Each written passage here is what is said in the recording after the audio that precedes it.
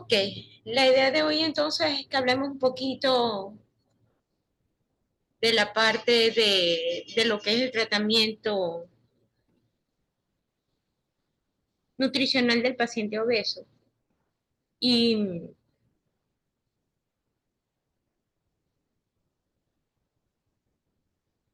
¿miembro?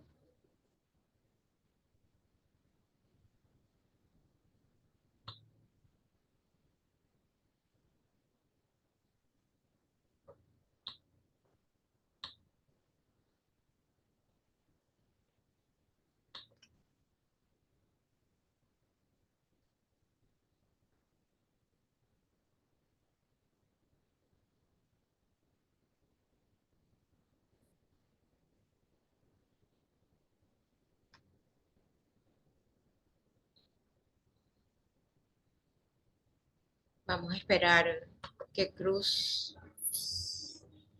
se una a la parte del grupo.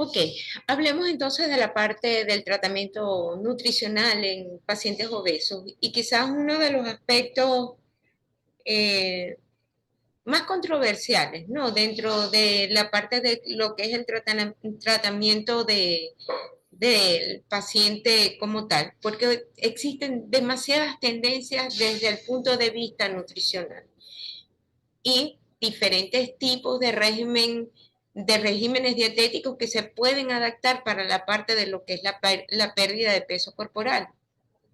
Si bien hablamos en un momento cuando hablamos de cada uno de los nutrientes, que una de las partes importantes desde el punto de vista nutricional es que nosotros podamos adaptar estos planes de alimentación a las necesidades de cada uno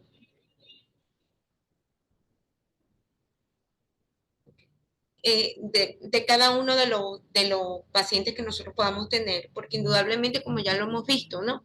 Una de las características que podemos observar en cada uno de los pacientes es que cada uno va a tener hábitos alimentarios distintos, van a tener preferencias de alimentos distintos, pero van a tener todos algo en común, que la mayoría de ellos tienen eh, mucha ansiedad, comen más de lo que deberían comer en un momento determinado. Y entonces, parte de lo que nosotros debemos controlar hoy en día quizás es el tipo de alimentación que nosotros le estamos proporcionando. ¿Saben? Hay tanta variación desde el punto de vista de los regímenes dietéticos que, pues, antes solamente se hablaba de planes de alimentación que fueran bajos en calorías. Y hoy en día, hasta hay algunos planes de alimentación que si ustedes revisan la cantidad de calorías, podrían en algún momento considerar que no son planes para bajar de peso, porque llegan a tener 2.000, 2.500 hasta 3.000 calorías, y en esas podemos incluir aquellos regímenes de tipo cetogénico, donde se llegan a utilizar ácidos grasos, y pues podemos ver, o sea, cuando hablábamos de la parte de las grasas, hablábamos que las grasas eran uno de la parte de los alimentos que mayor cantidad de calorías podían proporcionar. ¿Qué hice yo hoy como para que revisáramos? La mayoría de las recomendaciones que están desde el punto de vista dietético y qué es lo que se debe hacer, según distintas instituciones y que vamos a notar que al final muchas de ellas eh, comparten un mismo principio, ¿no?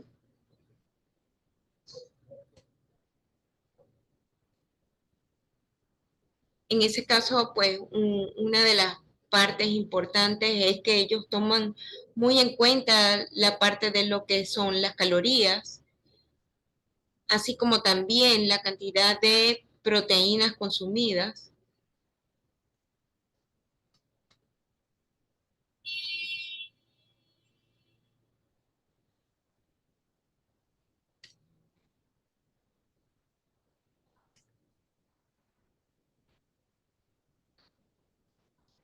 Y bueno, les muestro algunas de las partes importantes y entonces tienen las características o de obesity facts que ellos generalmente eh, publicaron para el control del paciente adulto con obesidad, algunos lineamientos clínicos, pero a nivel europeo.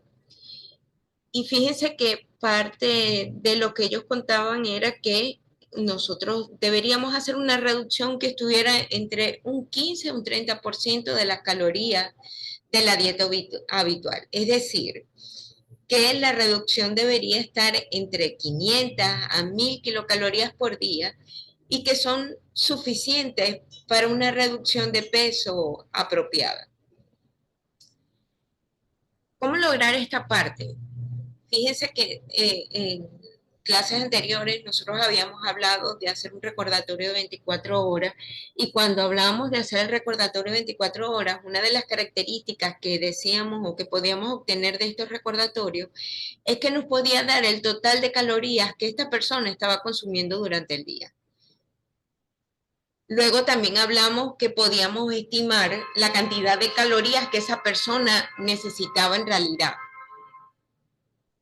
Y sobre esta disminución de las calorías, hablan de dos tendencias.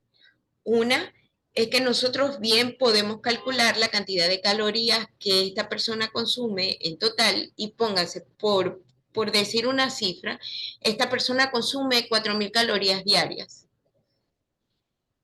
Los consejos que dan es que nosotros bajemos 500 calorías semanales hasta llegar al requerimiento y después llegar a hacer una reducción por debajo del requerimiento para obtener una reducción de peso de forma progresiva. Todo esto lo sugiere en la medida que la reducción de las calorías que nosotros podamos hacer durante el día no sea una reducción de tipo abrupta, porque, pues indudablemente, si ustedes tienen un paciente que está acostumbrado a comer 4000 y 5000 calorías y ya vieron que la fórmula de Harry Benedict, por decir que es un hombre, normalmente les va a dar alrededor de las 2500 o 2800 calorías, 2300, dependerá del peso y la estatura. Pero si come de 4000 a 5000 calorías y que ustedes de un solo golpe lo llevan a consumir 2500 calorías, eso les asegura un fracaso completo en el tratamiento de este tipo de personas, porque le están bajando a la mitad el consumo de alimento habitual que llegaban a tener y son personas que normalmente están bajo un grado de ansiedad por consumir mayor cantidad de alimentos. Entonces, indudablemente, pues hay que irlos llevando paulatinamente hasta que nosotros logremos una reducción de las calorías de una forma significativa.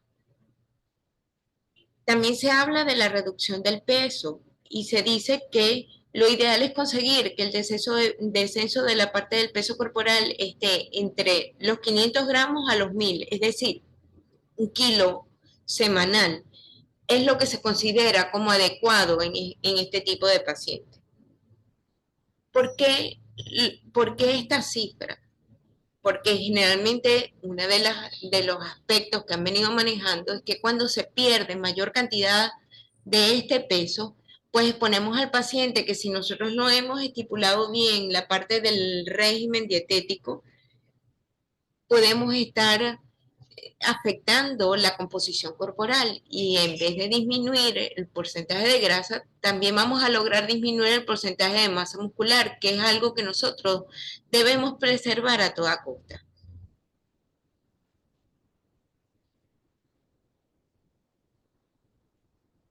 Ya cuando nosotros estamos hablando de regímenes dietéticos donde se disminuyen las calorías por debajo de los 1.200 calorías en el día, ya se están hablando de regímenes hipocalóricos.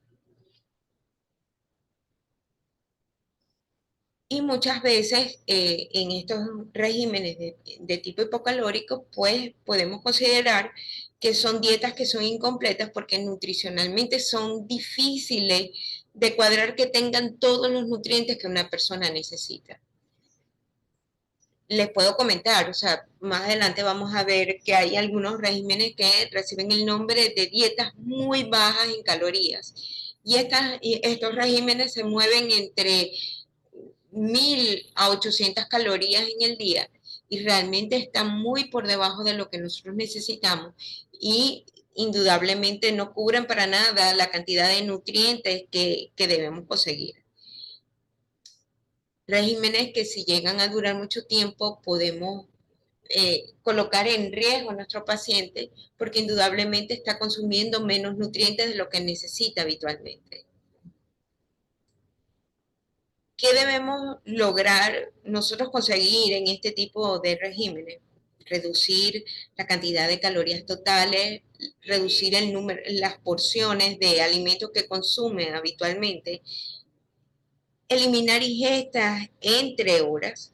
Y esto es algo que se ha venido manejando también de forma muy reciente. Saben que en algún momento pues cuando hablamos de algún régimen dietético, el primer consejo que saltaba era que nosotros teníamos que hacer de 5 a 6 comidas en el día, que teníamos que tener 3 meriendas, que teníamos que tener las 3 comidas. Y hoy en día ya se maneja de otra manera, ya se maneja según las necesidades de cada paciente. Y se han dado cuenta que el hecho de colocar las meriendas no tiene que ser de una forma obligatoria, sino manejado según las necesidades de cada paciente. Por eso yo les decía que cuando hacíamos el recordatorio de 24 horas, también teníamos que estar muy pendientes de la ansiedad y de los momentos críticos de ansiedad que el paciente podía presentar durante el día y que estas meriendas eran una herramienta buenísima para controlarla, pero tampoco teníamos que habituar a los pacientes a que tenían que comer porque sí, ¿no? Que era algo que se había llegado a hacer. Parte importante y que tiene que ver con muchas de las tendencias también que están ahorita, que es lo del fasting o lo de estos ayunos de tipo intermitente, se habla que en algún momento pues no se debe saltar ninguna de las comidas que nosotros hagamos durante el día, sino que deben estar por lo menos presentes las 3 comidas como para asegurarnos el aporte continuo de la parte energética. Aparte de eso que debemos tener cuidado, porque indudablemente el fasting o estos ayunos no son una herramienta que se pueden utilizar desde el punto de vista nutricional, pero muy bien cuidada, cuidando muy bien sobre quién lo vamos a aplicar, el estado nutricional de la persona que lo va a hacer y el manejo de los horarios como lo hace.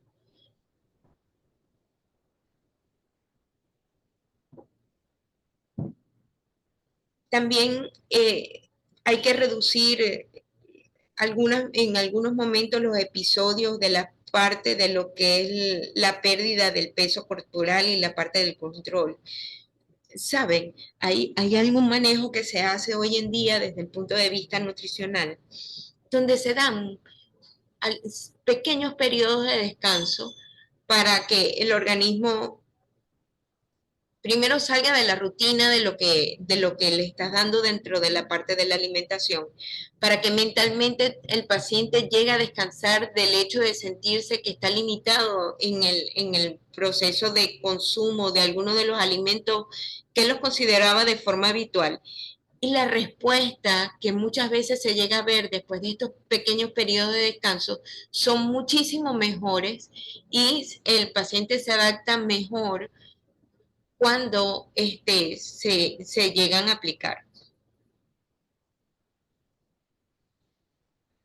Podemos conseguir algunos regímenes dietéticos que son considerados como hipograsos, como bajos en hidratos de carbono, hiperproteicos, que no muestran mayor resultado que una dieta hipocalórica clásica con el concepto de bajar los nutrientes, de controlar los nutrientes en general y controlar el bajo índice glicémico de algunos alimentos. Y por último, tienen estas dietas que le comentaba, estos regímenes dietéticos que le comentaba anteriormente, que son las muy bajas en calorías y que llegan a manejar hasta menos de 800 calorías en el día y que solamente se deben utilizar en periodos específicos, en periodos de tipo muy corto y muy supervisadas. Y cuando les hablo de muy supervisadas es que nosotros logremos hacer controles de laboratorio, que estemos pendientes de síntomas que pueden aparecer en nuestros pacientes relacionados a esta disminución excesiva de la parte de lo que son las calorías, ¿no?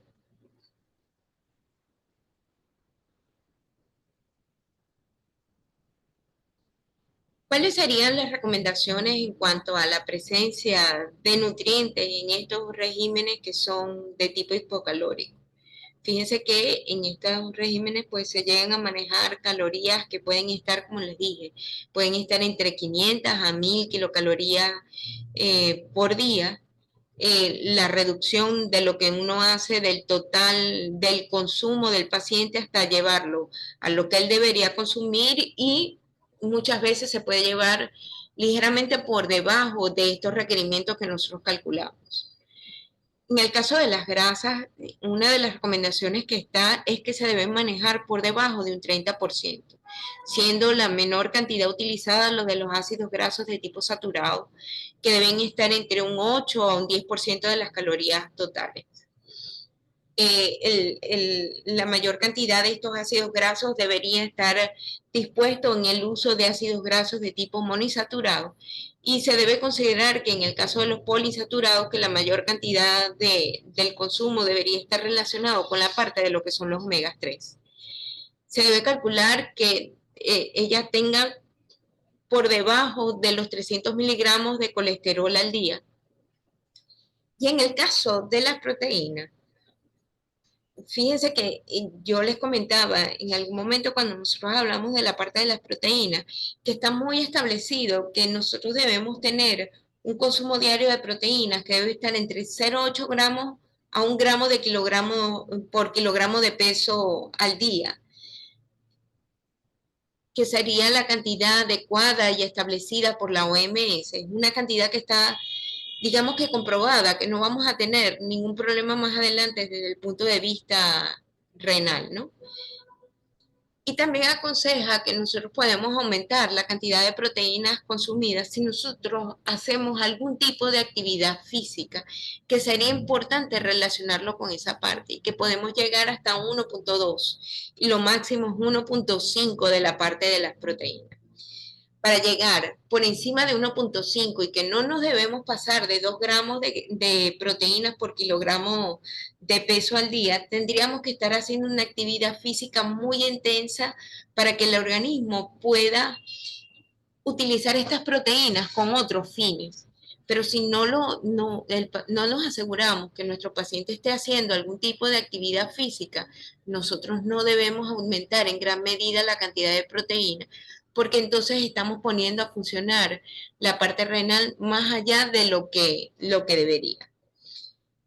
Otro consejo adicional es que si ustedes van a utilizar más de 1,5 gramos de proteínas por kilogramo de peso en el día, lo importante es que nosotros hagamos un chequeo de la parte de lo que es la creatinina, el ácido úrico, la urea, y chequear que ellos estén dentro de los valores normales. Y una vez que nosotros hemos incrementado el consumo de proteínas durante el día, es importante que en ese transcurso nosotros también deseamos chequear cómo van esos valores, tanto de creatinina como los valores de urea y también los de ácido úrico.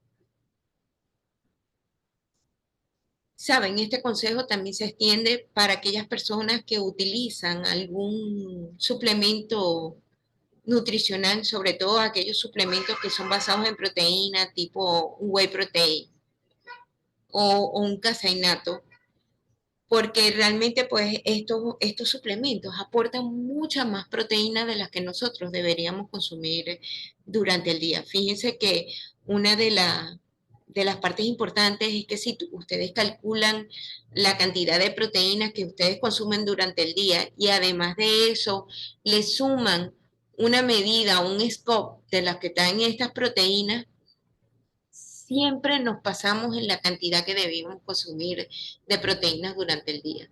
Generalmente dan para utilizar por la cantidad de proteínas que era solamente un cuarto del scoop o una media del scoop y eso va a depender del peso que tenga la persona. Vayamos a la parte de los carbohidratos. Y fíjense que uno de los consejos que dan allí es que uno debe proporcionar aproximadamente un 55% de la cantidad de calorías a partir de la parte de lo que son los carbohidratos.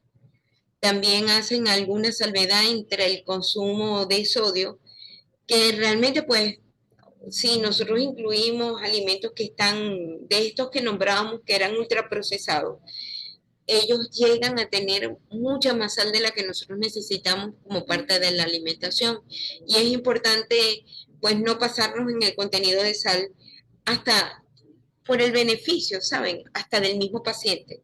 Porque muchas veces cuando nos pasamos de la cantidad de sodio que debería contener la parte de la alimentación, también fomentamos a que existe una retención de líquido adicional y muchas veces cuando el paciente se va a pesar en la báscula, pesa más y no es solamente porque no haya bajado de peso, sino que muchas veces hay una retención de líquido que es indeseada y eso nos permite ver un peso superior.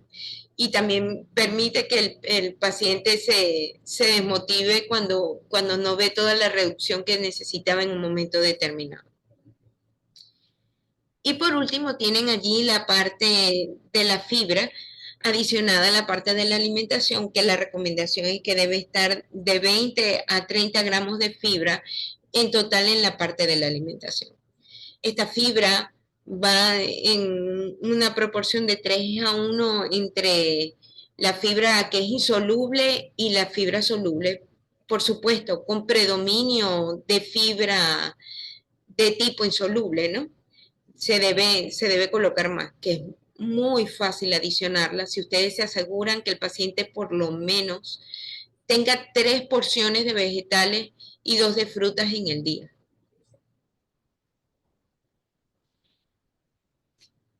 Todas estas recomendaciones vienen dadas por el Instituto Nacional de la Salud, ¿no? A nivel de Estados Unidos.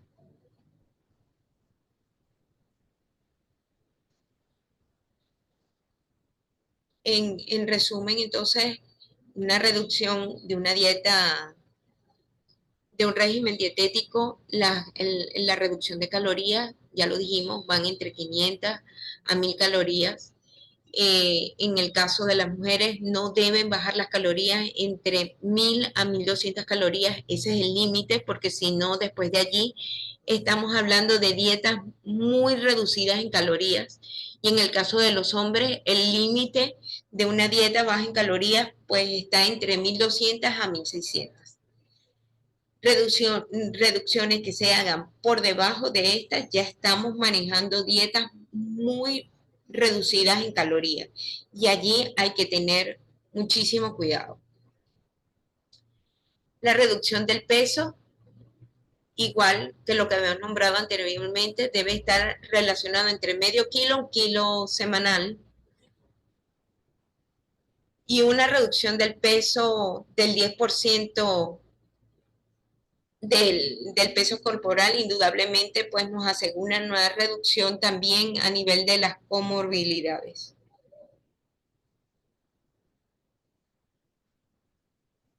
Fíjese que si hablamos de otro tipo de investigaciones, donde hablamos de la parte de lo que es el sobrepeso, la obesidad, en las revistas de endocrinología también han publicado las mismas recomendaciones que hemos visto hasta ahora. Y se lo coloqué aquí para que vieran que pues existe un consenso en realidad de lo que es el manejo de la obesidad y de cómo debería ser la reducción a nivel de la parte de lo que son las calorías.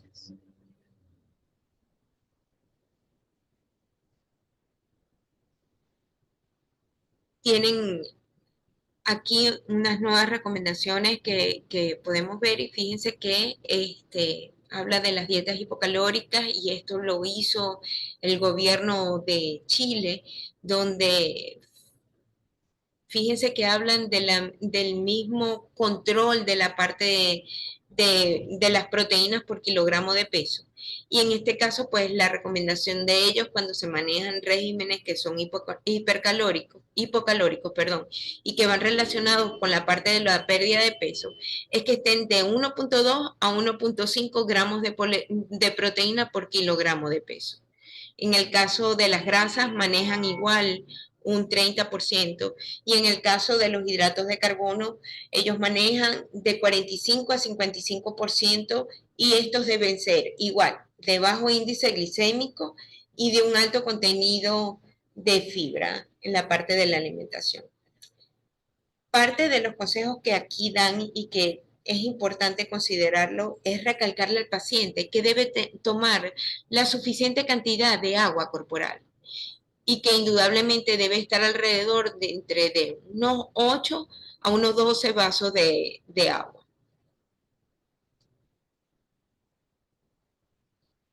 Indudablemente el requerimiento de agua va a ir también ligado con la actividad física y las pérdidas de agua que esa persona llegue a tener. Hay que considerar que si una persona utiliza diuréticos, si ustedes le preguntan a la persona eh, la cantidad de pérdida de líquido que tiene por sudor o la frecuencia con la que orina durante el día y durante la noche. Acuérdense que estamos hablando de personas que pueden estar en presencia de una insulinoresistencia, estamos hablando de personas que pueden manejar glicemias al límite o personas que padecen diabetes y que pueden tener glicemias altas, pueden tener una alta pérdida de líquidos por la orina. Y entonces es importante recalcar en ellos que deben tomar suficiente cantidad de agua al día.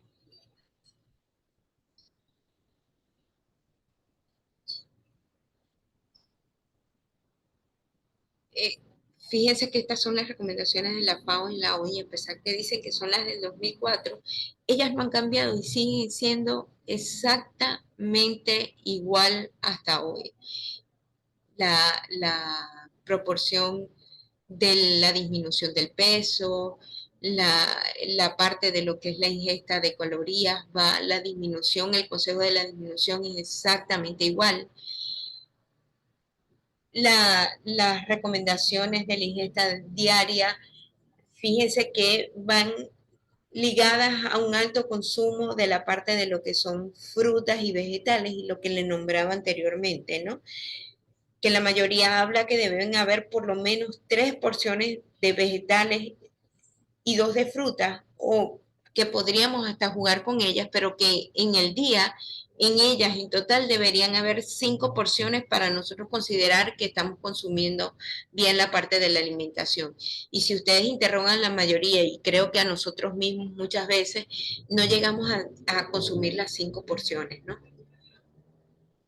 La mejor forma de contar esto es que nos demos cuenta cuántas veces consumimos frutas y cuántas veces consumimos vegetales como porciones agregadas entre cada una de las comidas, no solamente en las comidas principales, sino en las meriendas también.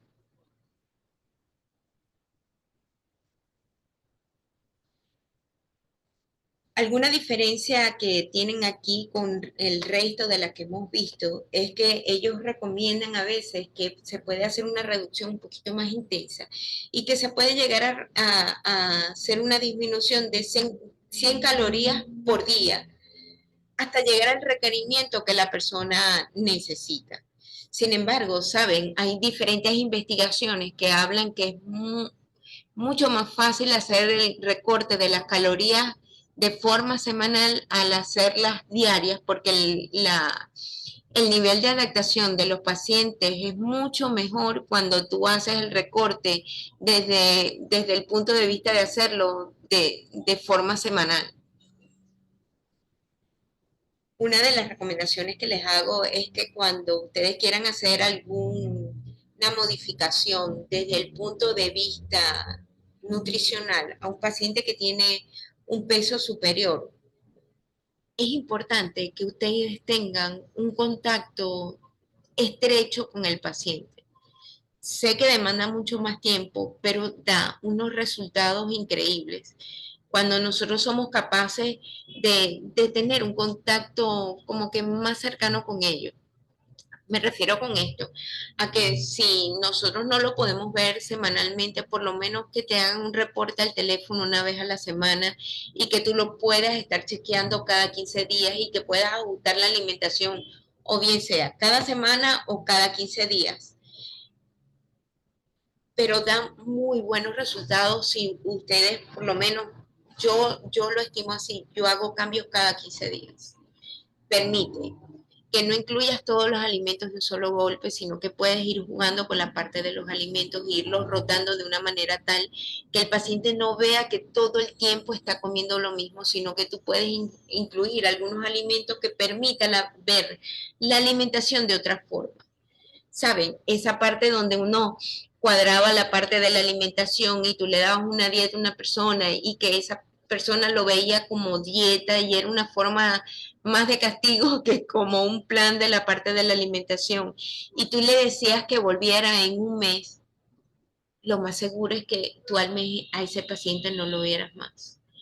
Porque imagínense ustedes que tuvieran que comer lo mismo que tú le planificaste a una persona semana tras semana durante 4, durante 6 semanas. Esa persona no aguanta la rutina de comer la misma alimentación.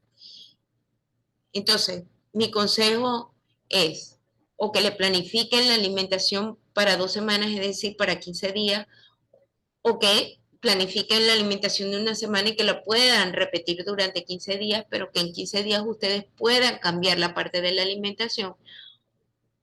Cuestión de prevenir que la persona caiga rutinas, en ver que siempre está comiendo lo mismo, en ver que en algún momento se aburre de la parte de la alimentación. Una persona que tiene más peso también tiene más gusto por la parte de los alimentos. Necesita una variedad de los alimentos, necesita que ustedes le cambien un patrón de adaptación para que lo vean de una manera distinta.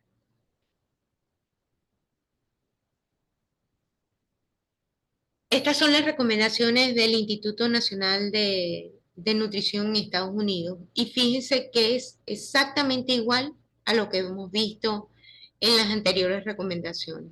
Siguen el mismo patrón de recomendaciones para cada uno del tratamiento como tal. Lo importante allí es que se logre disminuir la cantidad de calorías de manera progresiva. En este caso, ellos manejan normalmente que se integren alimentos que sean de bajo contenido graso, es decir, una leche descremada, un queso bajo en grasa. Hacen mucho énfasis en bajar la cantidad de productos ligados a grasa dentro de la parte de la alimentación. No solamente en la parte de los lácteos, sino en la parte de las carnes también. Y hablan que lo ideal es incluir fuentes de carnes de tipo magra.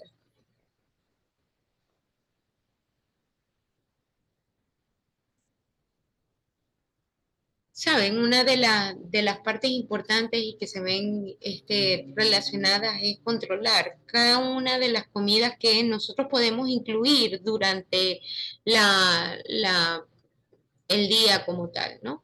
Hablan que de repente pues nosotros a lo mejor y podemos comparar la parte de lo que es el desayuno de algunas personas que comen mayor cantidad de alimentos en la hora de la mañana y otros que comen menos cantidad y podemos ver que aquellos que consumen menor cantidad de alimentos en la mañana tienen un índice de peso muchísimo menor.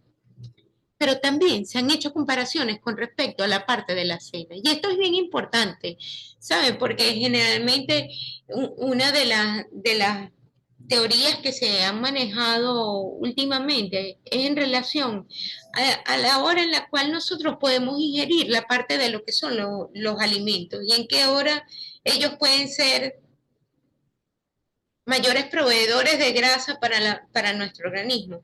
Y en algún momento se habló, y fíjense que esto es un análisis que se hace de la parte del 2002, y se hablaba en términos de controlar la parte de lo que es el desayuno. Hoy en día se habla de algo totalmente distinto y se habla de bajar las calorías, no solamente no en la parte del desayuno, sino que es mucho más importante de controlar las calorías en la hora de la cena. Resulta que en horas de la noche es cuando aparece la mayor parte de los tormentos, ¿no? Venimos de trabajar a mayor cantidad de ansiedad, nosotros estamos buscando una recompensa, un trabajo, a un día duro de trabajo o de clases, si bien estamos hablando de personas que estudian, que de repente se han pasado todo el día ocupado y que en la noche es cuando empieza el relax y es cuando nos empezamos a imaginar todas aquellas recompensas que están ligadas con la parte de la alimentación que nosotros nos queremos comer en un momento determinado. Aún más si no hemos logrado comer lo suficientemente bien durante el día. ¿Qué pasa con las horas de la noche? Que realmente nosotros llegamos a comer y, y después de allí, pues es a ver televisión, a estar en una silla sentado o estar acostado simplemente descansando. Y toda aquella cantidad de energía que se come al final del día, nosotros la vamos a absorber como tal. Y entonces en ese momento no hay un gasto energético diferencia a la de la mañana. De repente ustedes hicieron un desayuno mayor en la mañana, pero tienen mayor movimiento, están en clases, están trabajando, se están movilizando, hay un gasto de tipo energético que a lo mejor puede compensar la cantidad de calorías que ustedes están consumiendo en un momento determinado, cosa que en la noche no se da, a no ser que tengamos un trabajo nocturno y tengamos que movernos también, ¿no? Pero por lo general entramos en una etapa de reposo donde simplemente el metabolismo se vuelve lo más basal posible y cada vez que ustedes ingieren estos alimentos el organismo no los desaprovecha, sino que los lleva a convertir en grasa y pues aumenta la parte de los depósitos. Por eso es que hoy en día una de las sugerencias que se llegan a dar es que en horas de la cena la cantidad de calorías sea inferior al resto de las comidas que nosotros llegamos a ingerir durante el día. También se habla que dentro de las recomendaciones es que esta selección de alimentos que nosotros hagamos en horas de la noche sea de absorción lenta, cuestión de que nos evite hacer esos picos de absorción tan altos y que pues vayan inmediatamente a convertirse en ácidos grasos a nivel corporal, ¿no?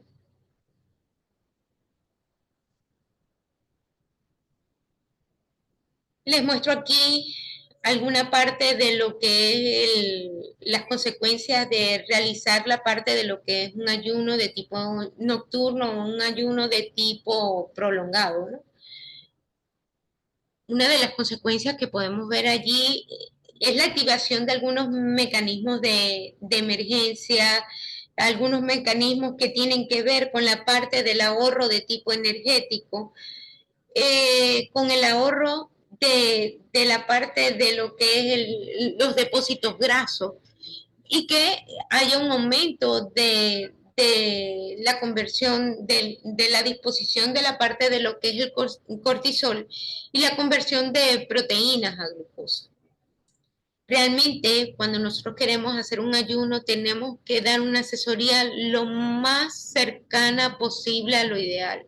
¿Saben? Porque para hacer un ayuno de tipo intermitente, si es lo que nosotros queremos hacer en un momento determinado y que se ha comprobado. O sea, hay estudios que lo podemos ver más, lo veremos más adelante, que dan buenos resultados, pero eso va a depender del tipo de alimentación que nosotros seleccionemos al momento de hacer este ayuno y del control de las horas que nosotros tengamos durante la parte del ayuno.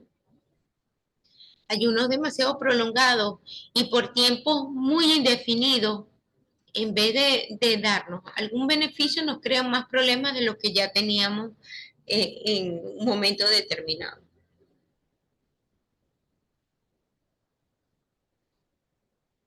Y pues una de las partes importantes que debemos considerar allí y tomar en cuenta en la parte de lo que es la selección de nutrientes al momento de establecer cada una de las comidas.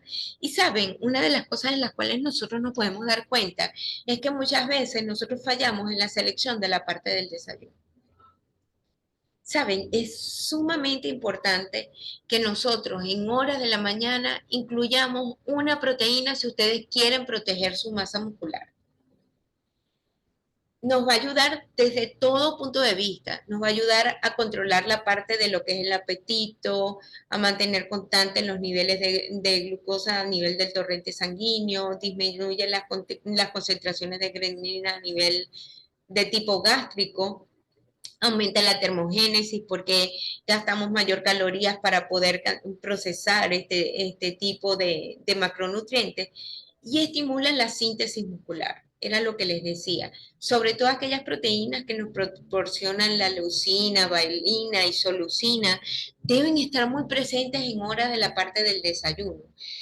Y muchas veces nosotros nos conformamos en la mañana o nos dicen cuando queremos regular la parte del peso que nos quedemos solamente con una fruta o simplemente nos comemos un carbohidrato, nos comemos una rebanada de pan y nos comemos un café negro. Error garrafal si ustedes van a controlar la alimentación de alguien que quiere disminuir el peso corporal. Se absorbe muy rápido, el café resulta ser un estimulante para el resto de la mañana. ¿Y qué vamos a conseguir? Una persona que a las 10 de la mañana va a estar como loca buscando algo que comer. ¿Sabe? Una de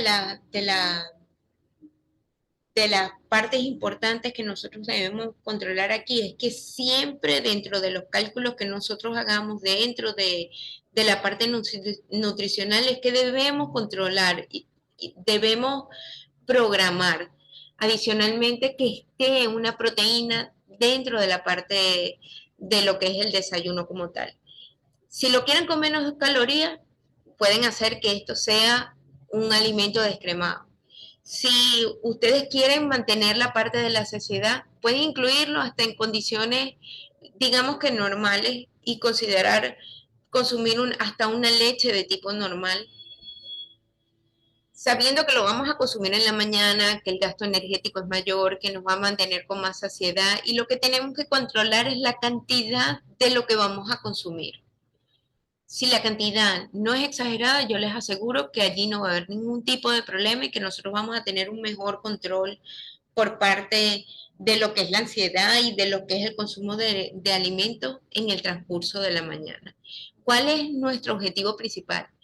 Oye, que nosotros podamos tener un paciente controlado y que a las 10:30, 11 de la mañana esta persona no se esté muriendo de hambre.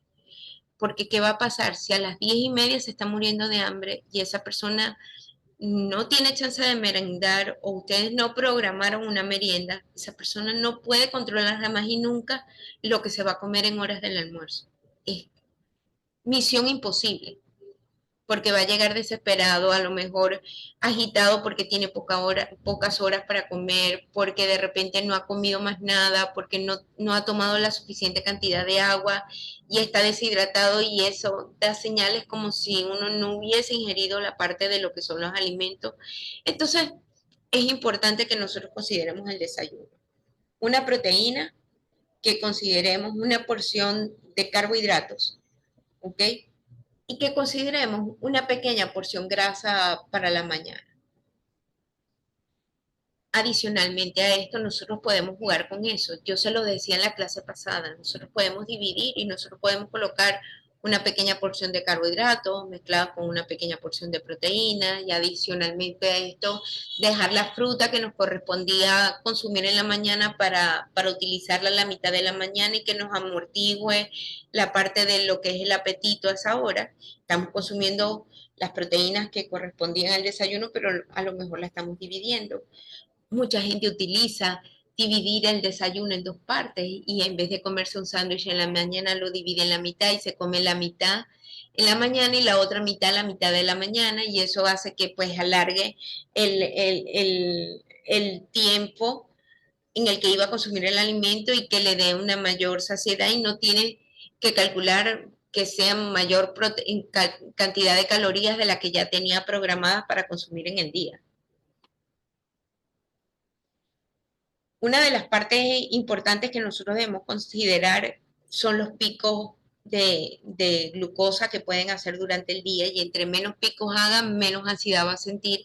Y entonces en esto se basa la selección que nosotros debemos tener en cada una de las comidas que vayan a hacer. Por eso es lo importante y por eso que todos les han repetido en las anteriores recomendaciones que sean alimentos de bajo índice glicémico y que tengan alto contenido de fibra para que nosotros podamos tener éxito en lo que estamos haciendo. Ahora le sumamos un componente más, que las proteínas tienen que estar repartidas durante el día y que nosotros debemos considerar que las proteínas deben estar en las tres comidas que hagamos. Tienen que estar desayuno, almuerzo y cena. Si nosotros no incluimos la parte de las proteínas, yo les aseguro que la masa muscular no se mantiene.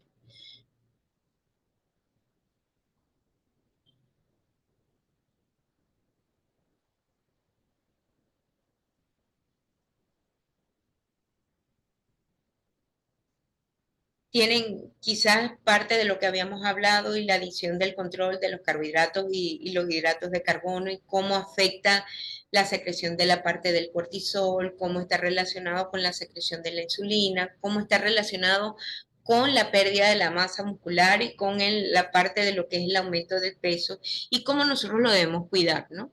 Entonces es una parte bien importante de lo que tenemos que tener control sobre todo de la parte de lo que son estos ayunos tan prolongados o de lo que es la selección de la parte de los alimentos que debemos consumir en un momento determinado. Fíjense que una relación directa entre la parte de la ingesta calórica y la disminución de la cantidad de energía y cómo a medida que nosotros durante el día podemos ir disminuyendo la ingesta dietética, va a estar relacionada también con la disminución de la parte del peso, ¿no? Cosa contraria que sucede normalmente. Nosotros empezamos a desayunar poco y a comer más durante el día, haciéndolo más cargado durante la noche, y esto hace que la ganancia de peso sea superior a lo que nosotros esperamos en un momento determinado.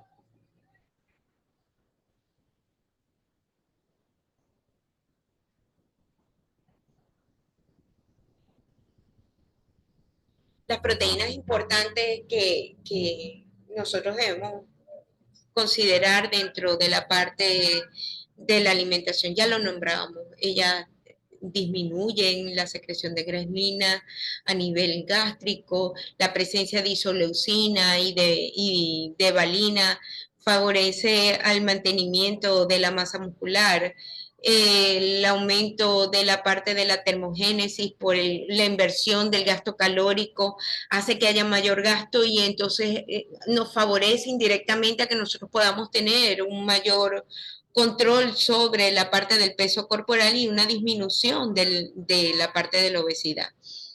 Quizás una de las partes importantes con las cuales nosotros podemos relacionar la parte de las proteínas es la disminución de la parte de lo que es el apetito. Oye, vale la pena probar y esto se lo recomiendo en el momento de controlar la parte de lo que son nuestros pacientes y que puedan ustedes ver que en un momento determinado manejan pacientes que tienen una ansiedad descontrolada. Vale la pena, indudablemente, primero tienen que chequear cómo están los valores a nivel de laboratorio de lo que es creatinina, lo que es urea, lo que es ácido úrico y que los valores estén dentro de lo normal y que nos toleren un incremento por un tiempo corto de las partes de las proteínas. Hay algunas publicaciones que han hecho trabajos de investigación con periodos cortos. Son 15 días de un aumento de proteína donde ya no utilizan el 0,8 a 1, que sería lo normal.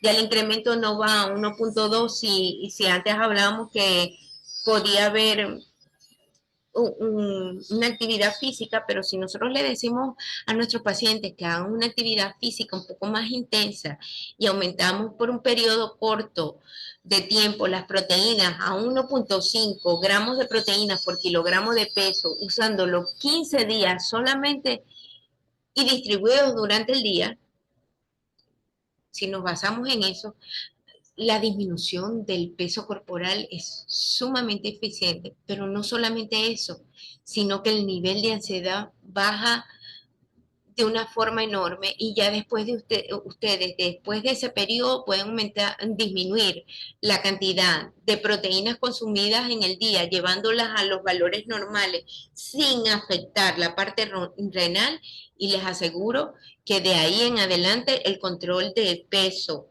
va a ser mucho más fácil a lo que tenían inicialmente, porque hay un mayor control de la parte de lo que es la ansiedad. Vamos a ver un efecto termogénico mayor en este tipo de pacientes. De verdad que es importante considerar este tipo de cosas, pero para poderlo hacer tienen que tener un control previo de los exámenes de laboratorio. No se puede hacer a ojos cerrados.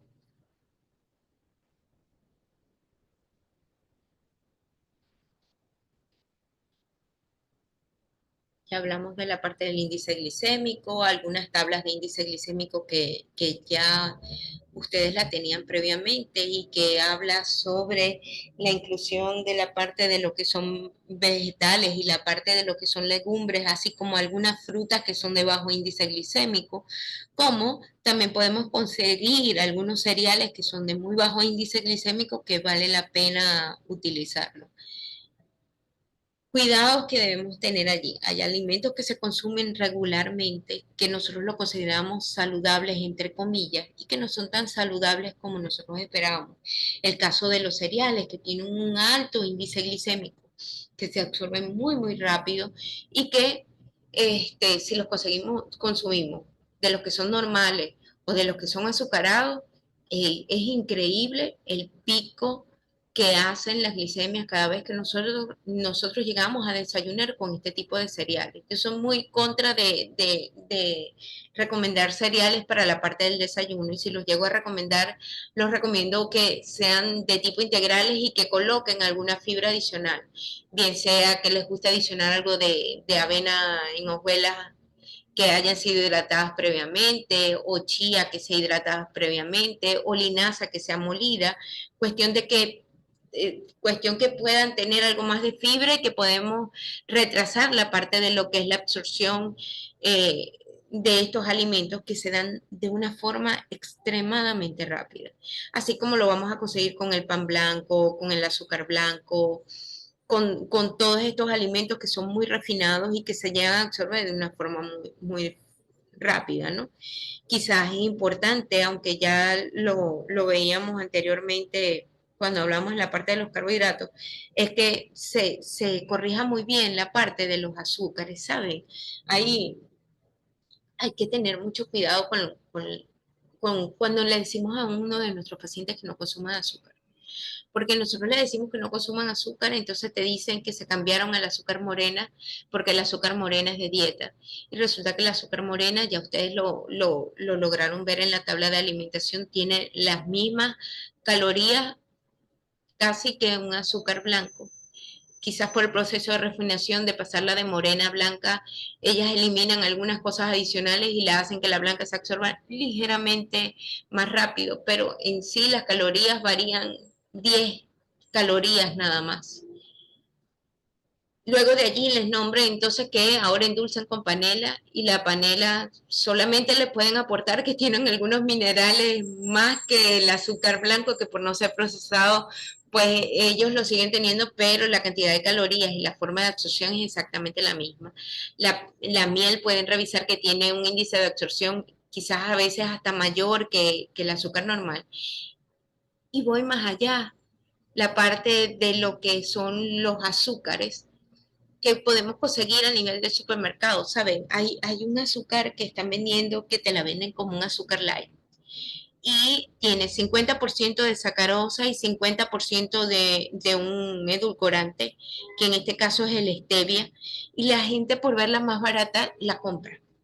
Y te dice que está consumiendo un azúcar de dieta. Yo he optado ahora porque me envíen la foto del azúcar de dieta que están utilizando, del edulcorante que están utilizando, para evitarme problemas con este tipo de endulzantes, que a la larga la gente lo ve como light, le revisa el precio, lo ve más económico, lo termina comprando y entonces termina consumiendo la misma sacarosa, quizás una proporción menos, o igual porque entonces ven que es light y lo vuelven a consumir en la misma disponibilidad, en la misma proporción que llegaban a consumir la blanca. Entonces con eso hoy en día hay que tener muchísimo cuidado.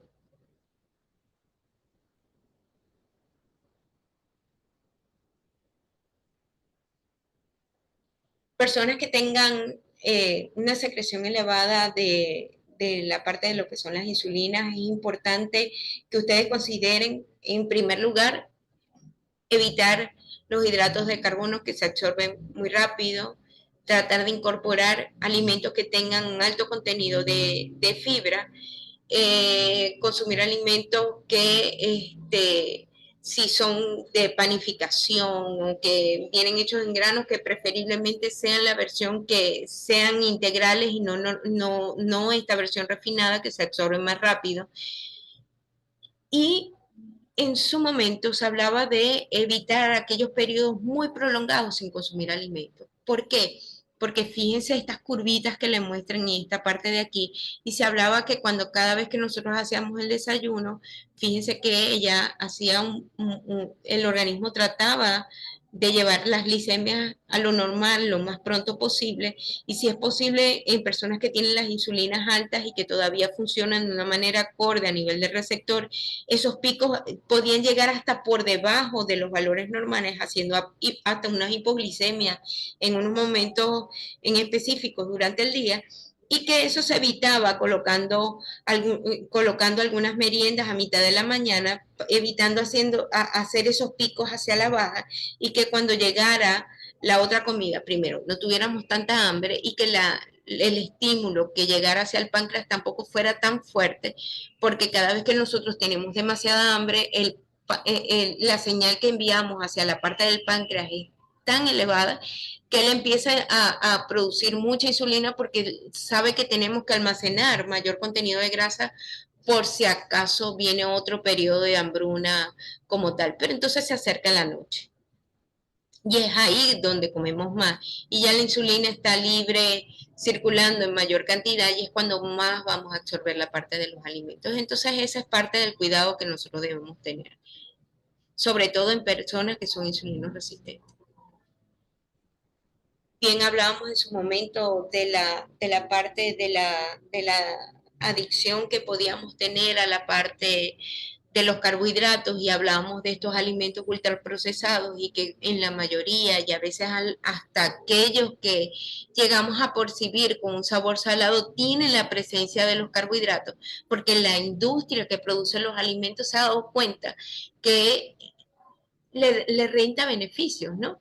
El hecho de que nosotros nos enganchemos a consumir este tipo de carbohidratos y por eso conseguimos que la mayoría de estos alimentos que se consiguen, que se venden de manera masiva, tienen mayor cantidad de estos carbohidratos de tipo procesados. Hay un aumento de la secreción de insulina, hay un aumento de la secreción de lo que es triptófano y serotonina, que aumenta la sensación de bienestar, disminuye depresión, disminuye ansiedad, mejora el estado de ánimo, y una vez que esta sensación va disminuyendo o que nosotros tenemos algún momento crítico durante el día donde estamos conectados con la depresión, con la ansiedad, con situaciones de estrés, el organismo reconoce que estos alimentos te sacan de esta situación, entonces la primera alerta que te da es que consumas mayor cantidad de dulces y te vuelve a estimular para que los vuelvas a consumir nuevamente. Entonces, para que esto lo podamos controlar, tenemos que salir de ese círculo vicioso y romper con estos esquemas.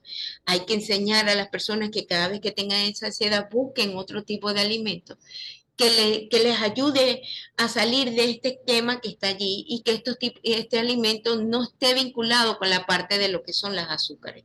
¿Sabe? Muchas veces se recomienda en este tipo de situaciones que uno recurra a la parte de los frutos secos.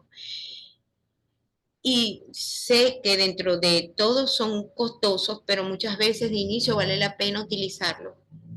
El caso de la almendra, que tiene algunos ácidos grasos que están ligados con el control de la parte de la ansiedad. El caso de lo que es el maní, lo que es el merey, lo que son los pistachos, que generalmente pues están muy relacionados con el control. Y tiene un control doble, ¿saben? Porque cada vez que uno los mete en la boca, hay que enseñar al paciente a que no se los meta todos de una vez, sino que los vaya metiendo a la boca por pequeñas cantidades y que se ocupe de masticarlos muy bien. El crunchy que ellos tienen, el efecto de romper estos frutos secos, el ruido que hacen y que nosotros lo percibimos, van dándole esa sensación de saciedad y este estímulo de masticar que tenemos en un momento durante el día. Son bien efectivos para controlar este tipo de ansiedad.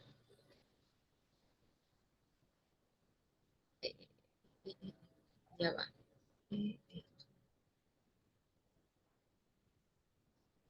Eh, Luego podemos encontrar alguna evidencia que está relacionada junto con la parte de lo que son los ácidos grasos de tipo saturados y la parte de los ácidos grasos trans. Saben, hay algunas investigaciones que están relacionadas directamente a este tipo de ácidos grasos y por eso podemos ver, y yo les comentaba cuando hablamos de los ultraprocesados que se podían conseguir hasta en alimentos que estaban desarrollados para consumo infantil, como algunos cereales, que tenían estos ácidos grasos de tipo trans, que tenían un sabor como que de un nivel superior y que llegaban a nuestro cerebro dándole estímulo de que estábamos comiendo algo que lo asociamos con rico, con algo que a nosotros nos da el estímulo que nos estamos comiendo algo que nos apetece en un momento determinado y nos enganchamos a consumirlo frecuentemente y después de allí entonces tenemos que consumirlo con más frecuencia. Miren, le pongo el ejemplo más cercano de lo que está y que se ve con mucha frecuencia. Ustedes, más de uno, todos hemos tomado estos cafés de maquinita de Nescafé. Esos cafés no vienen preparados solos, no, no es un café que como lo podemos preparar en la casa, que es solamente el café y la leche en un momento determinado. Ustedes ven que ese café es más espesito, tiene un sabor superior al que podemos preparar en la casa y jamás el café con leche de la casa nos quede igual a ese café con leche que nos da la maquinita.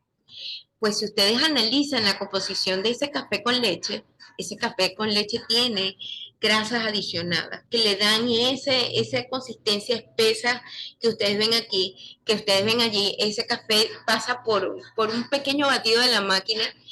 De hecho, es la diferencia que se ve a estos cafés que los producen estas máquinas que nosotros tenemos ahora o que podemos ver ahora, que se utilizan cápsulas. Esas cápsulas traen en el final como especie de una mallita que se mueve, porque la máquina se encarga por aire de mover la mallita para que haya agitación y que los ácidos grasos emulsionen y le den una consistencia más espesa al café. Ustedes tienen que haber visto gente que se toma 3, 4 y a veces hasta más cantidad de esos cafés de maquinita en el día. A lo mejor y ahora no lo harán porque los cafés resultan bastante costosos y mucha gente se ha limitado a consumirlo, pero había mucha gente enganchada a consumir bastante café durante el día. Yo les voy a confesar, yo tenía un paciente que en algún momento me dijo que él llegaba a Farmatodo por la venta de automóviles, por el autoservicio, y por allí los compraba, porque estaba súper enganchados a consumirlos de manera frecuente. Y eso se debía a los ácidos grasos que estaban allí. por discriminar se le hizo algún examen de laboratorio ligado a la parte del perfil lipídico y el señor tenía el colesterol alto.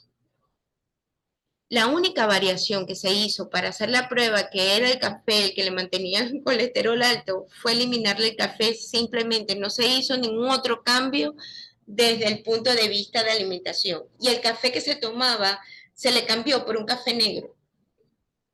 Y eso se hizo en un grupo de pacientes, no se hizo en una sola persona, se hizo en un grupo de pacientes y se logró ver una disminución de los niveles de colesterol. Entonces, pues tenemos que tener mucho cuidado con los alimentos que nosotros llevamos a consumir o que llevamos a comprar que están empacados. Porque miren, podemos conseguir ahora quesos mozzarella hechos industrialmente. Hay unos quesos amarillos que no se derriten cuando los ponemos al calor y es porque están hechos con estos tipos de ácidos grasos que traen. Incluye el café de estos de máquina y que tienen consistencia más espeso, los helados están llenos de estos ácidos grasos de tipo saturados y por eso muchas veces se consideraban que eran uno de los alimentos que más nos enganchaban a consumirlo y que empezáramos a comer y que no nos pudiéramos detener una vez que empezábamos a comer y que estaba relacionado por la cantidad de azúcares y por la cantidad de ácidos grasos que llegaban a tener. Tienen una lista acá de alimentos que están relacionados con la parte de lo que son ácidos grasos, que era lo que le comentaba ahorita, y con la parte de los ácidos grasos de tipo trans.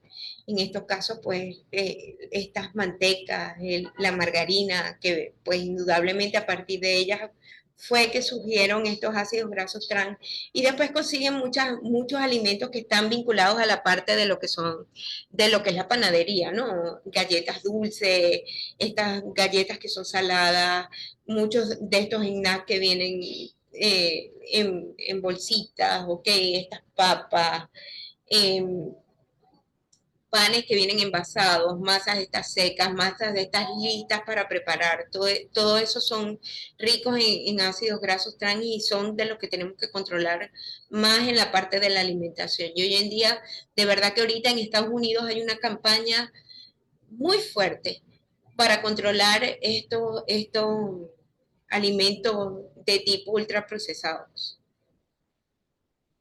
Tenemos la parte de lo que es el uso de los ácidos grasos de tipo polisaturado, sobre todo estos ácidos grasos aquí entran, quizás no todos, sino los omega 3.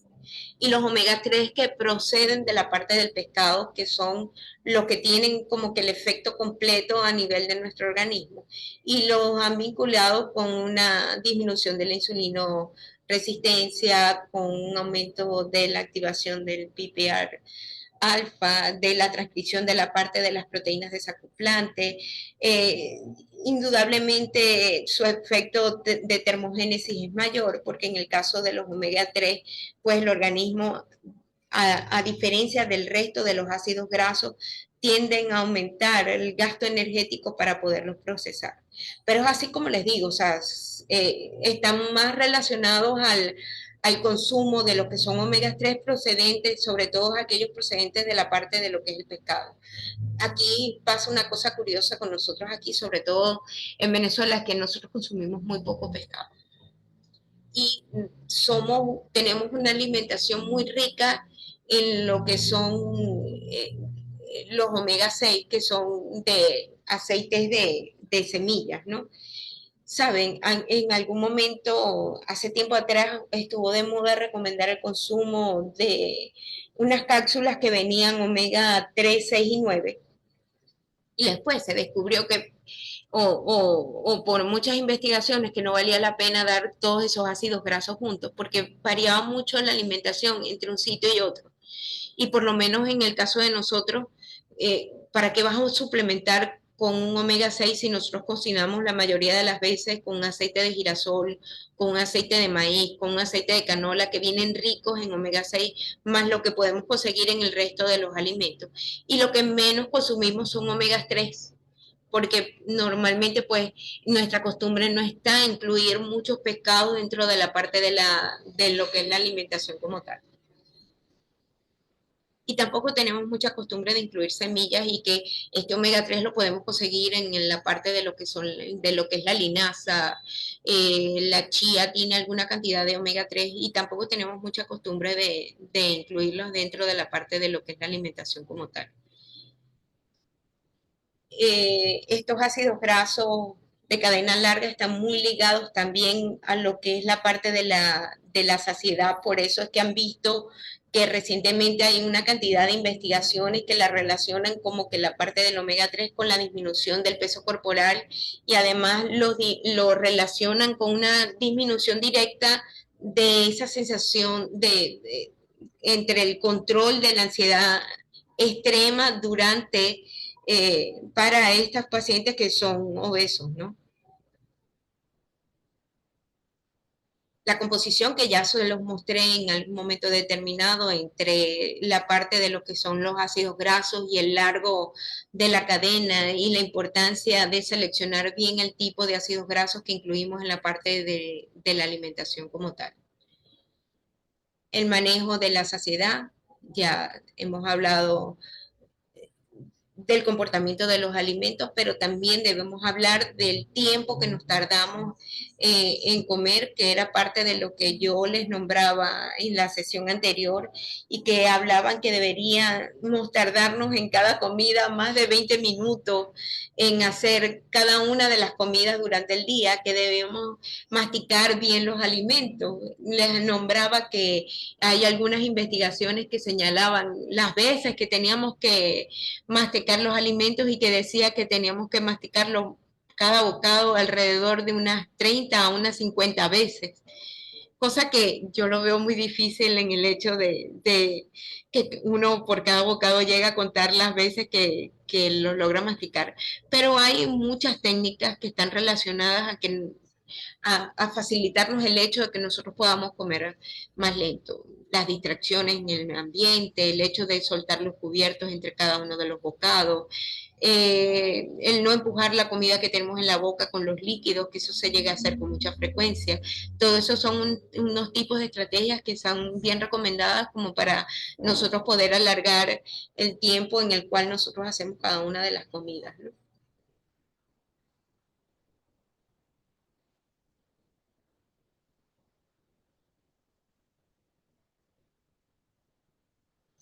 Y bueno, tienen aquí los tipos de regímenes que pueden encontrar, ¿no? Las dietas, como ya los vimos, bajas en calorías.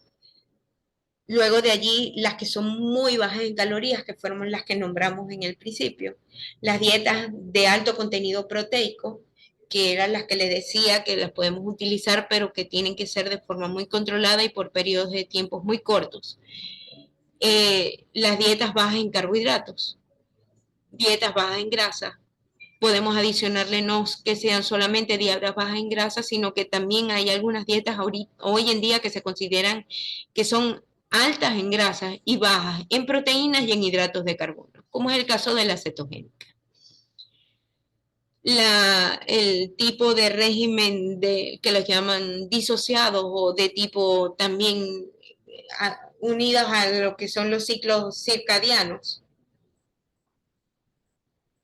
y algunos regímenes de tipo proteicos donde se incluyen los carbohidratos de forma gradual. Saben, una de las partes que se están utilizando ahorita, cuando uno utiliza o llega a utilizar un régimen de muy bajas calorías o cuando llega a utilizar algún régimen de tipo cetogénico, es que después de culminar ese periodo, una de las recomendaciones es que uno utilice algo que llaman una dieta invertida. Y por ahí había un comentario de un futbolista recientemente que dio una entrevista y decía que la dieta invertida era que se empezaba por el postre, luego se pasaba la comida, por último la sopa y la bebida. No crean nada de lo que le cuentan porque no es así. Y hablan que esta dieta invertida es que uno debe ir, así como fuimos disminuyendo la cantidad de calorías en un momento determinado, cuando se llega al peso que la persona desea llegar, debemos ir incorporando las calorías de una manera paulatina para no hacerlo de golpe y no perder el trabajo y que la persona vuelva a ganar el peso corporal. Entonces tenemos que reeducar a la persona para que progresivamente nosotros vayamos aumentando las calorías hasta que nos demos cuenta que la persona con esa cantidad de calorías es capaz de mantener el peso donde se quiera quedar.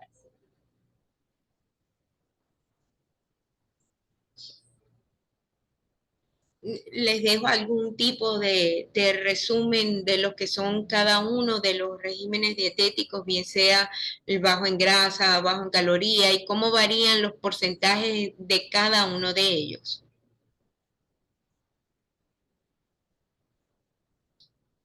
En el caso, para aclarar, de estas dietas de tipo circadiana, es el consumo calórico es descendente hacia horas de la cena.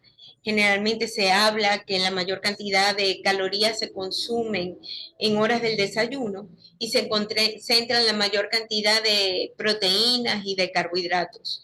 Y en horas de la cena se hace la menor cantidad de calorías, siendo los carbohidratos y rica en carbohidratos que generalmente se absorban más pobremente y se consumen todas las proteínas en horas del desayuno y del almuerzo y se dejan muy pocas proteínas para la hora de la cena. En el caso de las dietas disociadas, se consumen un solo alimento o hay muy poca variedad en cada una de las comidas. El principio es no mezclar carbohidratos con proteínas. Hablan que uno se debe comer en un desayuno solamente carbohidratos y dejar solamente las proteínas para horas del almuerzo, pero hablan que no se deben mezclar estos dos alimentos en una sola comida.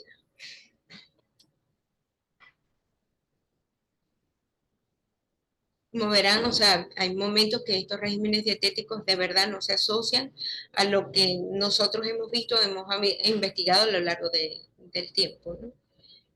Algunos cuadros que no nos interesan ver por el momento y algunos aspectos relevantes entonces a manera de resumen, que cubran que las dietas sean moderadamente hipocalóricas, que cubran las necesidades de nutrientes durante el día, que sean abundantes en fibra, que estén aumentadas las cantidades de proteínas y disminuidas las cantidades de carbohidratos. Y si bien que la selección de los carbohidratos esté basado en alimentos que sean poco procesados, que tengan alto contenido de fibra para dejar por fuera aquellos que son simples o que tienen alto contenido de fructosa y eliminar aquellas grasas que son de tipo trans y que sean muy bajas en grasas de tipo saturada. Que el mayor aporte del contenido graso esté vinculado a ácidos grasos de tipo monoinsaturados y poliinsaturados. Y pues inevitablemente tenemos que considerar una adecuada distribución de los nutrientes durante el día para nosotros sacarle el mayor provecho a las calorías que nosotros pudimos calcular en un momento determinado.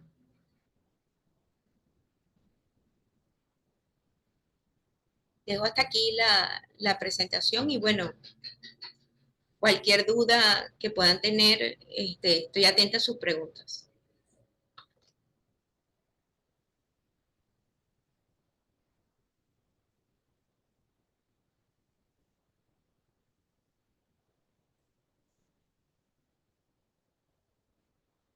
¿Tienen alguna duda con respecto a la parte de los regímenes? Indudablemente yo hoy le estoy presentando la generalidad de lo que se considera, pero les voy a adicionar información de lo que es un régimen cetogénico y los cuidados que deben tener, y lo que es el ayuno intermitente, que son dos de las tendencias que se están utilizando ahorita, y los cuidados que deben tener en el caso que los quieran utilizar para que lo hagan de la mejor manera, ¿no? Buenas noches, doctora. Yo tengo una pregunta. Ok. ¿Cómo es que es el caso contrario del paciente obeso? Es ese paciente delgado que está sano físicamente, pero metabólicamente no, y que requiere ganar peso. ¿Cuál sería el régimen adecuado para este tipo de pacientes? Oye, bien interesante tu pregunta, ¿no? Sabes que cuando uno, sobre todo cuando acostumbra a hacer bioimpedancia, se da mucha cuenta que, del estado nutricional verdadero que tienes del paciente, ¿no? Para mí es imprescindible. Yo no puedo hacer la consulta si en verdad no tengo un equipo de bioimpedancia porque realmente creo que es la mejor forma de darse cuenta o en su defecto la plicometría, ¿no? Porque nos deja ver qué cantidad de grasa se llega a depositar en el organismo sin tener un diagnóstico, bien sea de sobrepeso o de obesidad. Y sabes, muchas veces estas personas por verse delgadas se consideran que están sanas y se llega a ver que hay una deficiencia de peso bien importante. Pero aún así, no solamente está la deficiencia de peso, sino que hay un descontrol en los depósitos corporales. Y uno llega a ver que están aumentados en la cantidad de grasa corporal y que la masa muscular está disminuida en muchos de los casos o que hay, a pesar de ser delgado, hay una acumulación de estos depósitos grasos a nivel abdominal y llegas a ver personas delgadas que tienen su abdomen, ¿no? Entonces yo considero que eso es bien importante, que de repente cuando ustedes tengan pacientes así, hay que hacer una buena antropometría, no solamente por considerarlos que visualmente se ven delgados, pero hay que saber muy bien cómo está la composición corporal. Ahora bien, si lo vas a considerar desde el punto de vista nutricional, cada vez que nosotros hablamos de este tipo de pacientes hay que interrogarlo muy bien para ver cómo es su alimentación, porque son personas que, digámoslo así, metabólicamente pueden ser muy afortunados, ¿no? No se ha llegado al punto de saber muchas veces, porque hay personas que pueden comer mucha cantidad de alimentos, que a lo mejor la alimentación no llega a ser tan balanceada, llegan a consumir grandes cantidades de grasa, pero no tienen la capacidad de ganar el peso corporal, pero sí los llega a afectar desde el punto de vista metabólico y puedes llegar a ver que presentan algunos una dislipidemia, otros son tan afortunados que aún comiendo la grasa la dislipidemia no se llega a ver, pero sí se llega a ver en la distribución corporal y llegas a ver que estas personas son delgadas y que no tienen masa muscular. ¿Qué tiene que hacer allí en dado caso que tengas una de estas personas que tienen mucha reserva grasa y poca masa muscular? Tienes que ajustar la cantidad de proteínas que estás consumiendo. Te cuento que si le das proteínas, pero esa persona no hace una actividad física, no hay un crecimiento desde el punto de vista muscular, entonces para sacar provecho tienen que estar unidas las dos cosas a un mismo tiempo. Y son personas que tienes que colocarle carbohidratos durante el día, unos carbohidratos que obligatoriamente tienen que ser de absorción lenta, que tienen que tener una buena cantidad de fibra para que tú te asegures que no los va a absorber de una manera tan rápida, sino que va a ir de una manera progresiva en la asimilación, ¿no? Porque entre más tiempo esté allí, te asegura que va a tener la disponibilidad de esos carbohidratos, ¿sabes? El problema es que si él come pocos carbohidratos o tú limitas la cantidad de carbohidratos que puede estar teniendo durante el día y él está haciendo la actividad física, el músculo tampoco crece porque se ve disminuida la cantidad de energía y hay pocas reservas de glucógeno. Entonces es importante que en ellos consideres esas dos partes.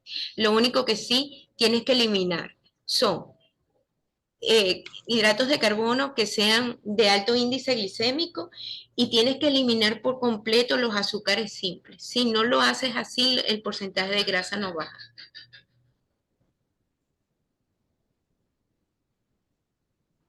Ok, muchas gracias, doctora.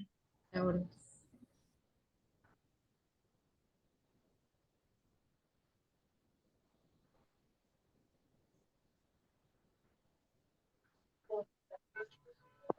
por un comentario adicional con respecto a estos regímenes controlados en la parte de lo que son las calorías, saben que es importante tener en cuenta que cuando ustedes reciben un paciente con problemas de obesidad y se deciden ir a su consulta como tal, son pacientes que quieren rebajar rápido, quieren así como quieren perder el peso más rápido de lo que llegaron a ganar, porque se supone que lo ganaron de una forma progresiva y no lo controlaron en el momento, pero en el momento que se deciden a bajar, quieren perder el peso de una forma muy rápida.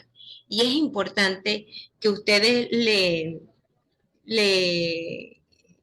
digan al paciente desde un primer momento que no se puede perder, no sé, 4 kilos en una semana. Y eso es importante que ustedes se lo digan y se lo recalquen porque realmente pues el perder tanto peso en poco tiempo lo que permite que la persona termine con una sarcopenia al final de todos los kilos que quiso perder en un momento determinado. Yo he visto gente que se ha quitado, no sé, 10 kilos en un mes y cuando le vas a hacer la bioimpedancia, la masa muscular está casi que, casi que imperceptible y han aumentado drásticamente los depósitos grasos que tenían, que podrían tener en un primer momento. Y esto es importante que ustedes se lo inculquen a un paciente cuando va a su consulta y que tengan la paciencia de disminuir el peso de una forma progresiva y de una manera controlada. Indíquenle cuánto peso deben perder en el periodo que ustedes les están calculando el régimen dietético, porque ellos siempre van a querer perder más. Dianelis, ibas a preguntar algo. Hola, buenas noches, doctora. Buenas noches. Buenas noches. Había una de las láminas que habla de 20 a 25 kilocalorías por kilogramo de peso eh, para calcularle a estos pacientes, ¿cierto? De las calorías, sí, es por kilogramo de peso. Correcto. Esa fórmula, ¿verdad? Hablamos también de, eso es para calcular los kilocalorías diarias. Pero hay una fórmula también, no recuerdo exactamente, por eso es la pregunta, de cuántos ml, hablamos de que de 10 a 12, otros de 12 a 14 vasos de agua, que generalmente son de 250 ml cada vaso.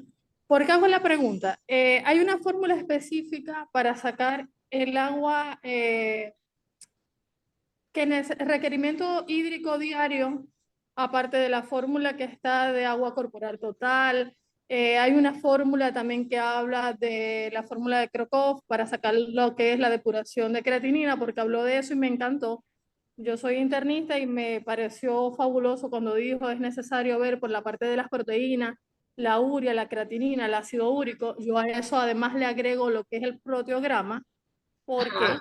Porque al tener disminución de lo que es albúminas, proteínas totales, observamos en estos pacientes algún tipo de edema y eso es un excedente también que nos lleva a aumento de peso, que realmente no es por, podríamos decir, no es por grasa, sino por un aumento en lo que es el agua corporal total, ¿no?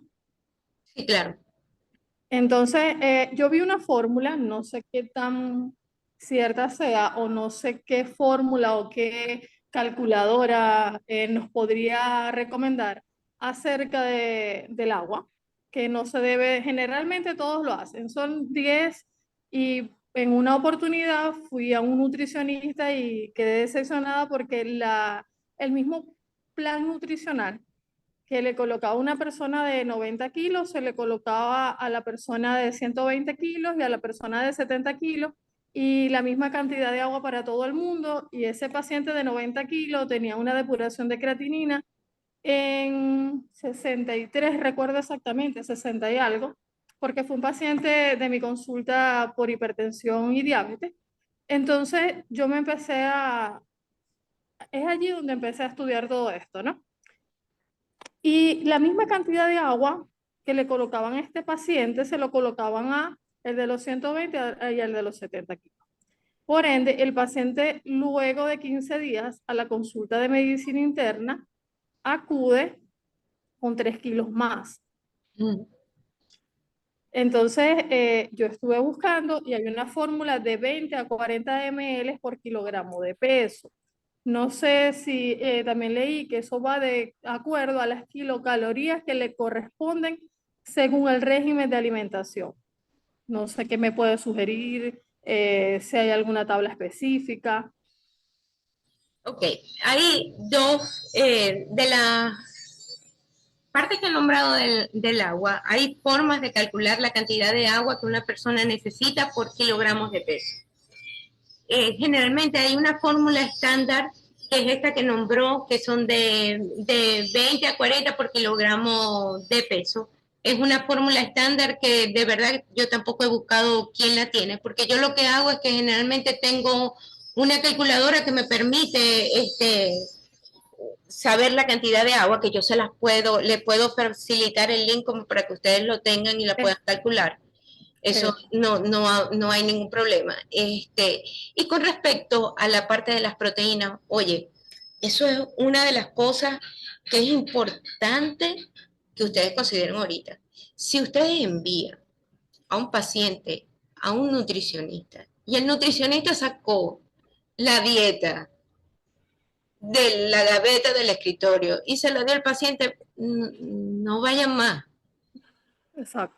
No vaya más, porque cada paciente tiene un cálculo distinto para la parte de la alimentación y realmente no los podemos tratar a todos por igual. Era lo que yo les decía en un primer momento cuando les hablaba del recordatorio de 24 horas, ¿no? Para mí es como que súper complicado colocarle un régimen dietético a un paciente si yo no le hago el recordatorio de 24 horas o si no le pregunto sobre su frecuencia o de aquellos alimentos que realmente llegan a consumir con frecuencia. Y cuando yo les entrego un régimen dietético, va adaptado a lo que la persona come.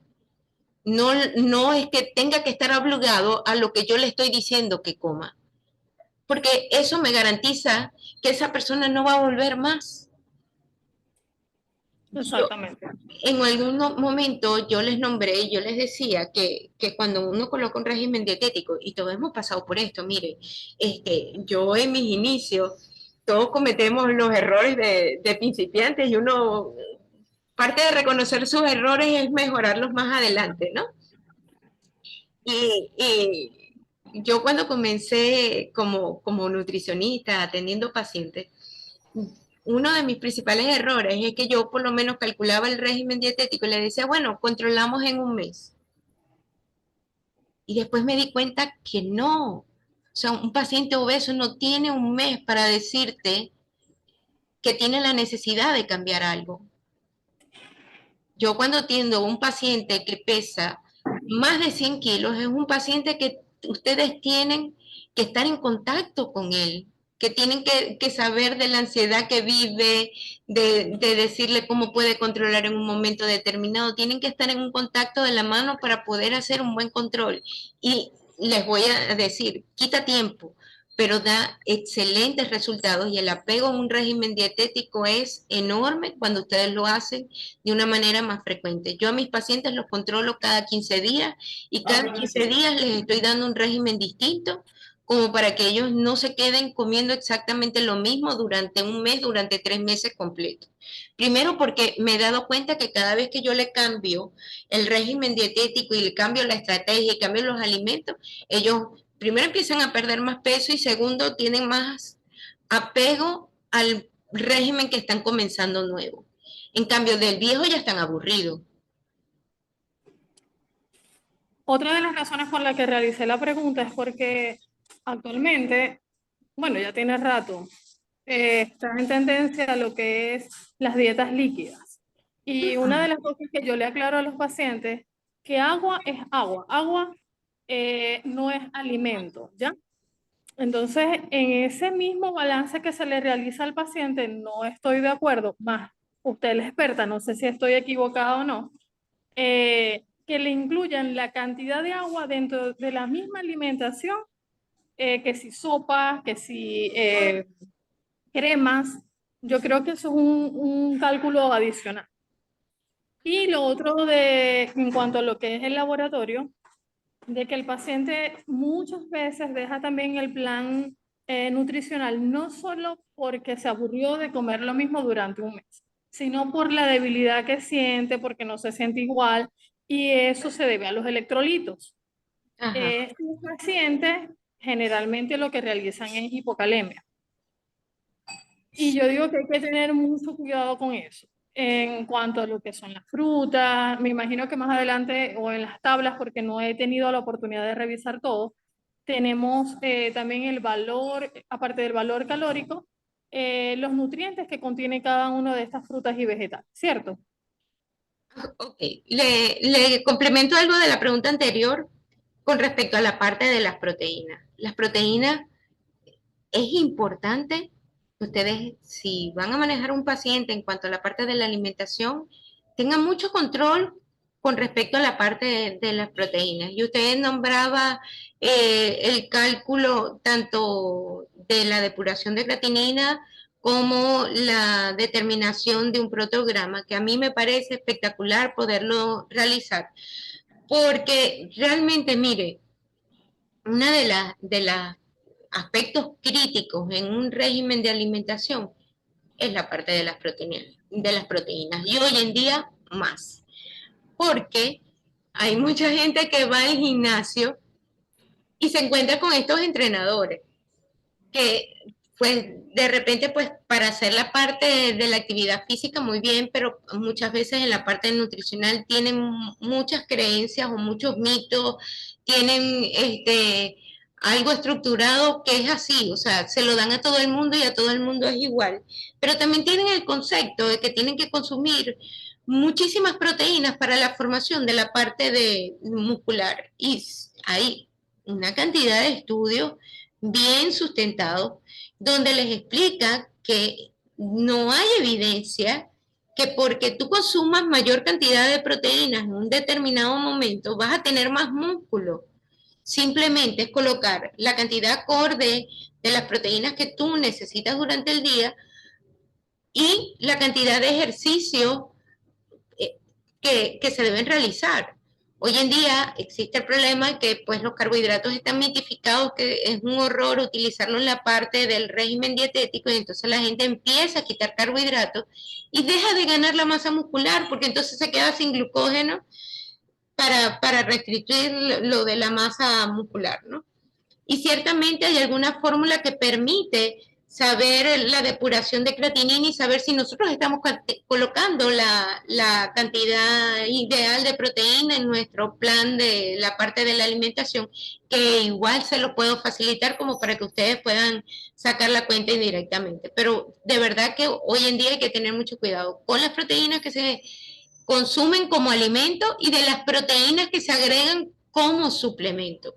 Miren, un scoop de una merengada de tipo proteica puede tener hasta 24 gramos de proteína en un solo scoop. Súmele eso, la cantidad de proteína que se llega a consumir, entonces uno triplica la traza de proteínas que se tenía que comer, y allá, pobre riñón, o sea, él es el que llega a sufrir las consecuencias. Yo he tenido pacientes que han venido a mí con unos problemas de creatininas elevadas, y son muchachos jóvenes que han estado en el gimnasio y se tomaban hasta 2 scoops de proteínas más las proteínas que les recomendaban consumir por la parte de la alimentación.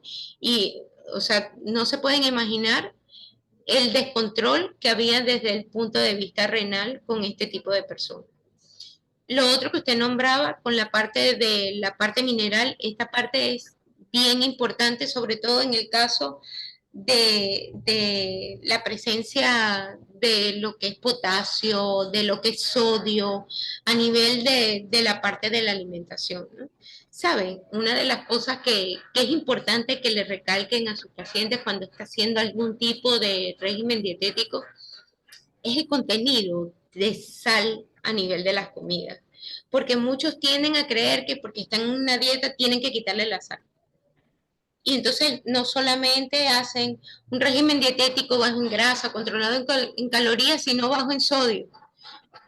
Y ya con el inicio de un régimen que sea bajo en calorías, esta persona empieza con una micción más frecuente de lo que vería normalmente, porque el organismo está eliminando diferentes sustancias que están permitiendo mantenernos activos. En el caso de lo que son los ácidos grasos, los estamos degradando. Y entonces esto hace que generalmente pues la micción sea más frecuente y hay pérdidas de sodio, de potasio. En este tipo de régimen ya hay que estar pero muy, muy pendiente porque hay gente que ve debilidad, dolores de cabeza y no es por la falta de comida, es por la pérdida de los minerales.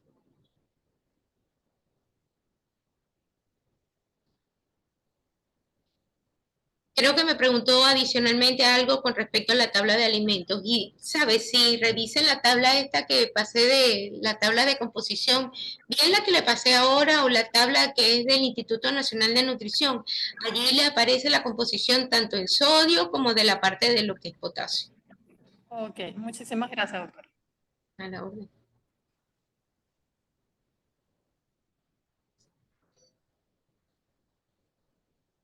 ¿Alguna otra duda?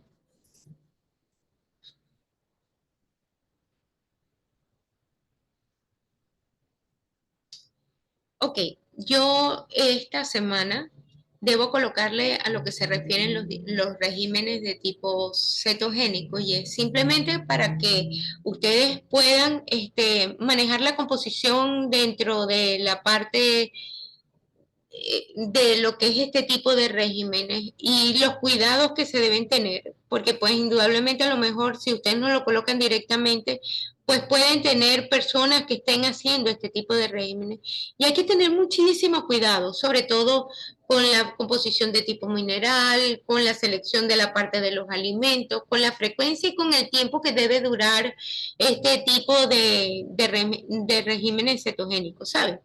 Una de las cosas es que tanto los regímenes muy bajos en calorías como los regímenes de tipo cetogénico no se deben dejar por, por, por mucho tiempo porque la persona puede presentar algún déficit nutricional. Ellos se colocan en un momento determinado donde ustedes quieren lograr un objetivo determinado y se cambió a otra estrategia después y se siguió con otro tipo de plan, pero no son para dejarlos toda la vida como hay gente que te dice que cambió a una dieta cetogénica y que ese es su plan de vida y que no vuelven nunca más a la otra parte porque a nosotros nos hace falta los carbohidratos dentro de la parte de la alimentación. Estos son estrategias nutricionales que están pautadas para un momento determinado y que corrigen un problema determinado en un momento determinado. Estos regímenes cetogénicos para quitar la ansiedad en un paciente que tiene una ansiedad de estos extremas es sumamente bueno, pero tienen que estar muy controlados, tienen que haberles hecho exámenes de laboratorio antes y después para ver cómo están y para saber qué cambios tienen que realizar en la parte de la alimentación de una forma consciente. Y bueno, si no hay ninguna otra pregunta, pues dejamos la asesoría de hoy hasta aquí y pues ya nos veríamos la próxima semana, que sería nuestra última reunión. Total de discutir las dudas que puedan tener con respecto a estos tipos de regímenes dietéticos, ¿ok?